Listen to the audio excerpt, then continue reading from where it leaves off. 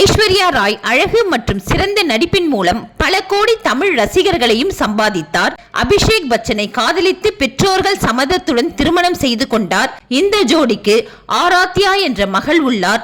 தமிழில் பொன்னியின் செல்வன் படத்தில் வில்லி கதாபாத்திரத்தில் தனது சிறந்த நடிப்பை வெளிப்படுத்தி இருந்தார்.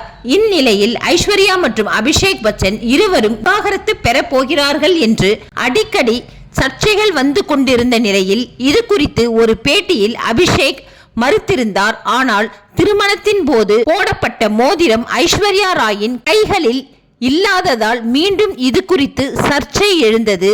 தற்போது இந்த சர்ச்சைக்கு முற்றுப்புள்ளி வைக்கும் வகையில் சமீபத்தில் நிகழ்ச்சி ஒன்றில் கலந்து கொண்ட ஐஸ்வர்யாவின் கைகளில் அந்த மோதிரம் இருந்திருக்கிறது.